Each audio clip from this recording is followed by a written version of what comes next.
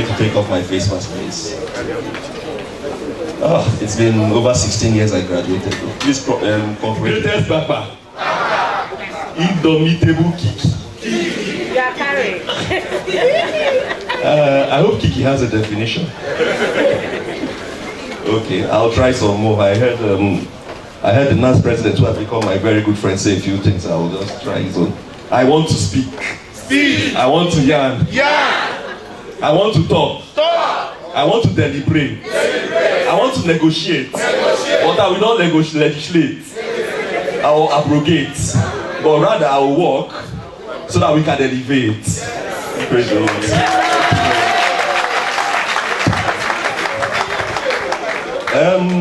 The importance of a safe society and the role of the Nigerian students or youths on our campuses, on security on our campuses, that's the theme of this event. Greatest Nigerian students, I thank you very much. I thank you so much for coming over and for showing up for this event.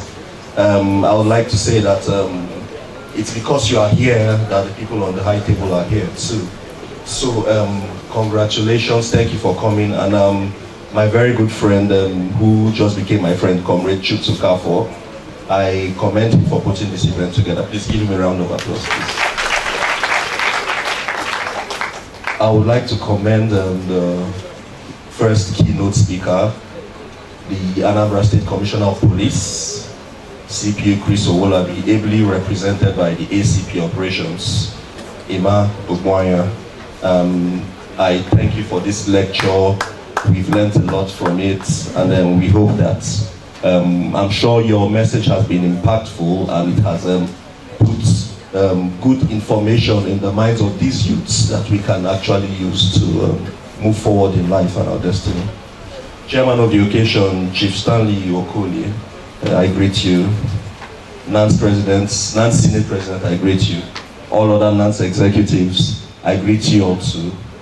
Ladies and gentlemen of the high table, I greet you all too. Thank you very much. Okay, so now let's get down to business.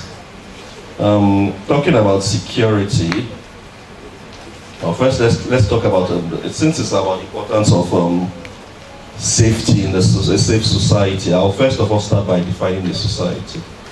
Okay, this definition I have here says that a society is a group of individuals involved in persistent social interaction or a large social group sharing the same spatial or social territory. So, going by this definition, we all are members of one society or the other. Anywhere where groups or individuals interact have to cohabit with one another, interact with one another, meet with one another, liaise with one another. It is a society. So now, we're talking about security right now. Security, the opposite of security is insecurity, and security can be defined in a way like, you can say it's this freedom from wars, violence, and other things that pose physical threats to humanity, which must also include economic development, social justice, environment protection, democratization, disarmament, respect for human rights, and rule of law. That's what security is all about. So going by this definition, I will ask you, is Nigeria secure or insecure? Thank you very much. Called the Institute for Institute for Economics of International Institute for Peace. They have this global peace index where they rate nations of the world according to how safe they are in terms of habitation, how safe they are. So now, according to the last one, Global Peace Index of 2020, we, out of 163 nations, okay, Nigeria was 147. That is even lower than the bottom half, okay? The lowest three were Iraq, Syria, and Afghanistan. The top 10 would include nations like Iceland, Portugal, New Zealand, Sweden, Japan, Singapore, and other European countries as like that. So going by that definition of security, you will see why those countries I've mentioned in the top 10 are actually there. They are there because they are stable.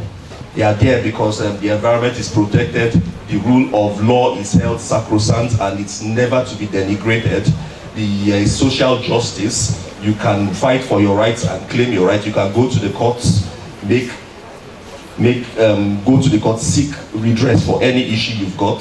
You know, when someone is owing you money, you know there are ways and channels to retrieve your funds back. It's not like I always say, the Bible says the borrower is servant to the lender, but in Nigeria, I don't know if that's actually the case. Because person go borrow money from your hand, when you come it, I go say, so how much you give me now? Don't go just 200,000 naira, you know, and that kind of thing. So you know, there are ways you can seek redress in those when those kind of affairs come up. That's why those countries are where they are, and probably that's why Nigeria is where it is today. I would not want to say Nigeria is a failed state, but going by the position where it is, going by the fact that there is insurgency in the northeast, banditry in the northwest and the north central, and over 2.1 million internally displaced persons living in this country that cannot go back to their base, their home base. They are living in camps. You would like to say that the government has not really actually fully lived up to its responsibilities with regards to security.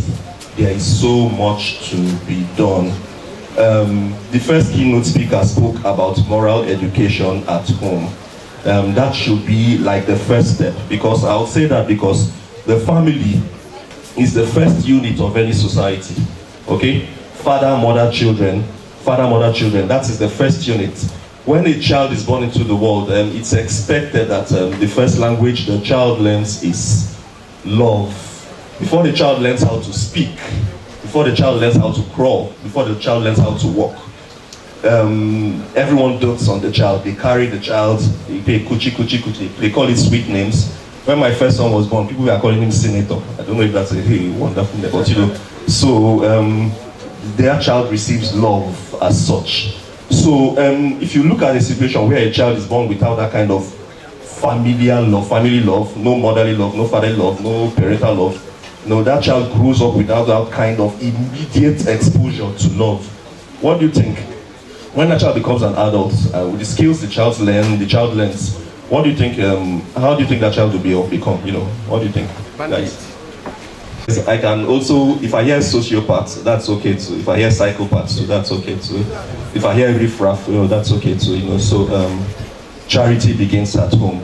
We parents have to inculcate the right habits, the right attitude, the right behavior, the right moral ethics, the right moral code in our children while bringing them up.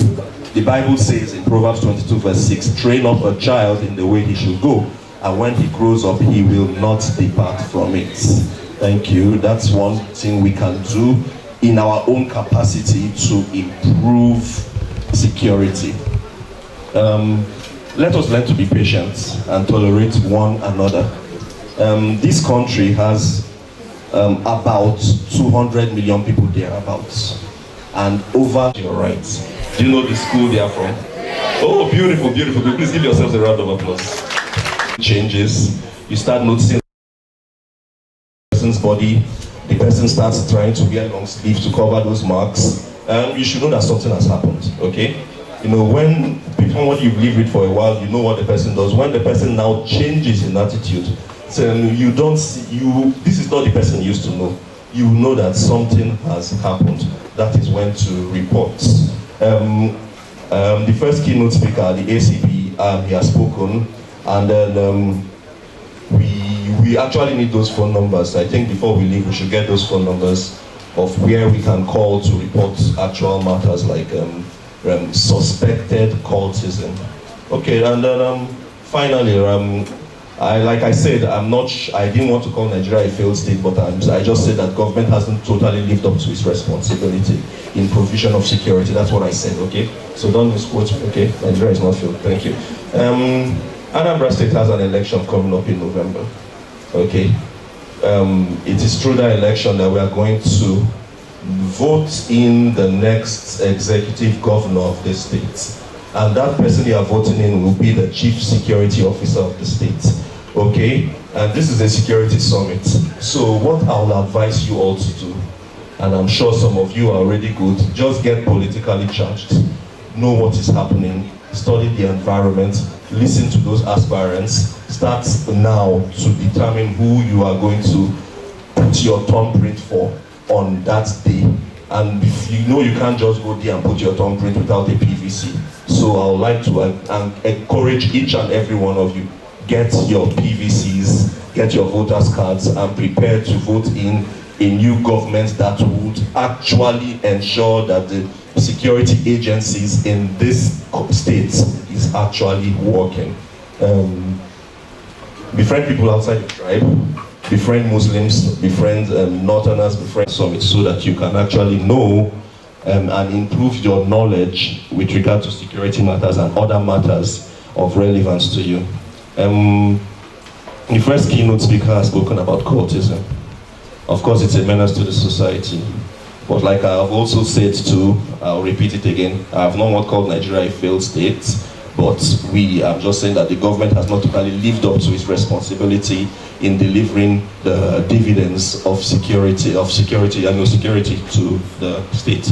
So now, why would someone join cultism if you, as a Nigerian student coming in your year one, you know that if you are focused and you graduate, there is a job waiting for you out there? I don't think that cultism will be at the back of your mind.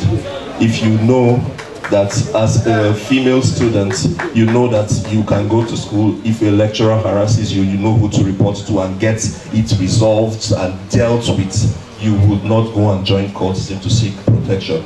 If you as a student know that if you are harassed, bullied, you know where to go to get redress, and the matter is resolved, there's no reprisal attack, there's nobody coming back after you to say, my friends, you are daring us, you would know that you would not even think about joining cultism, as in participating in cultism. So there is a lot to be done. There is a lot that we ought to do. First of all, we need to know the security architecture. If there is none, let us know there is none and start creating one. Starting with know your student union governments, know the members that form the Senate in your campus, know who the man of war executives are. Find out there should be a handbook, a constitution, a guideline, or something that shows you the security architecture of that campus. Okay? Make sure you know it in total. Knowledge is very, very important. Once you know it, you can now improve upon it. Okay? Improving upon it might require suggestion, coming to roundtable meetings like this and making suggestions. You could actually suggest that there will be a patrol team patrolling, maybe liaise with the police, get a patrol van, that will patrol the campus maybe from 10 p.m. to 2 a.m. every day, every night, so that kind of thing. That will help. And of course, the security forces work with information.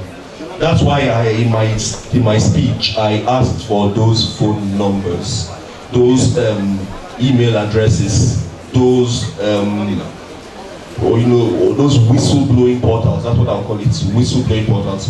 There should be avenues where you can blow the whistle without any reprisal, without any repercussion, without anybody being able to trace it back to you.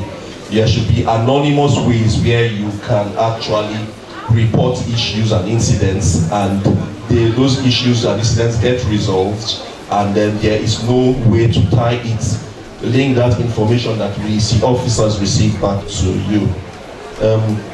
Concerning marginalization and knowing your rights, Rome was not built in a day. Like I have said and I kept saying, we are not where we are with regard to security in this nation, and the government still needs to do a lot more. Human rights committees exist. I don't know the closest one in this area, but I know in Lagos State, where I live, they have the Office of the Public Defender, where you can actually go to and seek redress on almost any matter, and they are very, very, very quick to get back to revert to you and give you the redress that you need. So in Anambra State, there should be some agencies, some parastatal that will be able to handle matters like that. Thank you very much.